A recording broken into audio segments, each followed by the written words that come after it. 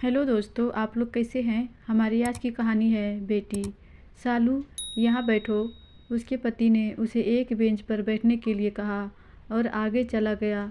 उसके आदेश का पालन करते हुए वह उस बेंच पर बैठ गई और वह अपने पति के साथ गांव से शहर में एक अस्पताल आई थी। 5 महीने पहले ही उसे यह खुशखबरी मिली थी कि वह माँ बनने वाली है। पूरे घर में खुशी की लहर छा गई थी। उसके सास ससुर, जिन्होंने उसे कभी फूटी आंख भी नहीं देखा था, उसे अपने सर पर बिठाने लगे थे। उसके खाने पीने से लेकर हर चीज़ का ख्याल रखने लगे थे। उसका पति, जो कभी उससे सीधे मुंह बात भी नहीं करता था, उसकी हर बात मानने लगा था, उसका ध्यान रखने लगा था। उसे लगने लगा था कि इस घर में उसका भी वजूद है। सब लोग उसकी अहमियत समझते हैं।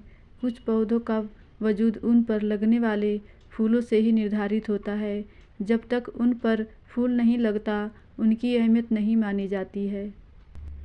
उसका जीवन इसी आने वाले फूलों की खुशबू से महक रहा था। लेकिन एक दिन अचानक उसका पति उसे एक बहुत दूर गांव में एक छोटे से क्लिनिक पर लेकर गया। उसने पूछा कि कहाँ पर जा रहे हैं, तो उसने बताया कि बच्चे की जांच के लिए लेकर जा रहे हैं। उसे समझ नहीं आया कि सब कुछ तो ठीक चल रहा था, तो फिर अचानक जांच करने की नौबत कहाँ से आ गई। और अगर जांच करवानी भी थी तो शहर के अस्पताल में लेकर जाते, इस छोटे से गांव के क्लिनिक में क्यों लेकर आए थे। क्लिनिक क्या एक गंदा सा कमरा था जिसमें एक बड़ी सी मशीन लगी थी। उसे तो यह देखकर ही घबराहट होने लगी थी कि एक गुटखा चबाता डॉक्टर उसे कमरे में लेकर गया और उसके पेट पर मशीन लगाकर कुछ जांच की। घंटा 2 घंटे का इंतज़ार करने के बाद उस डॉक्टर ने उसके पति को अंदर बुलाया। जब वह बाहर आया तो उसके हाथों में एक रिपोर्ट थी और आंखों में गुस्सा। पूरे रास्ते उसने सालू से बात भी नहीं की।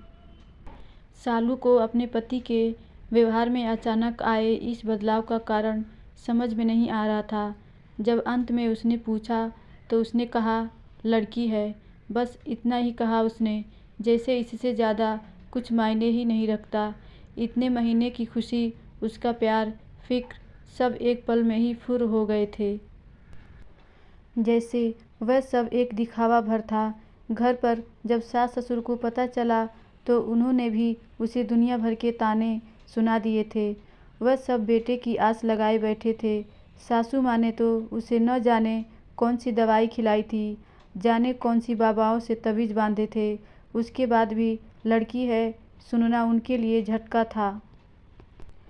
सब लोग फिर से अपने पुराने रूप में आ गए थे। सास ससुर का ताने सुनना तो पति का डांटना पीटना फिर से शुरू हो गया था। 2 हफ्ते बाद पति और सास ससुर ने मिलकर फैसला लिया कि यह गर्भ गिरा दिया जाए। जब बेटी चाहिए ही नहीं तो पैदा करके क्या करेंगे। इसलिए आज उसका पति उसे इस अस्पताल में लेकर आया था। उस दिन सालू हॉस्पिटल से भाग आई थी। उसका पति जब उसे अबॉर्शन के लिए शहर लेकर गया था, लेकिन उसने निर्णय लिया था कि वह ये नहीं होने देगी। अपनी गर्भ में पाल रही इस जान को मारने का पाप वह नहीं कर सकती थी। इसलिए बिना कुछ सोचे समझे ही वह सब कुछ छोड़कर चली गई। वह भागती रही जब तक कि उन सब से इतनी दूर न चली गई कि उसकी बेटी सुरक्षित हो सके। दूसरे शहर में अपनी एक दूर की रिश्तेदार के यहाँ शरण ली और अपनी बेटी को जन्म दिया। आसपास के घरों में काम करके अपनी बेटी को पाल पोस बड़ा किया, पढ़ाया, हर वह सुविधा दी जो उसे दे सकती थी। मेघा, जल्दी करो बेटा, उसने अपनी बेटी को आवाज़ दी। आज इतना महत्वपूर्ण दिन था और यह लड़की पता नहीं तैयार होने में कितना वक्त लगा रही थी। आज उसका सपना सच होने वाला था।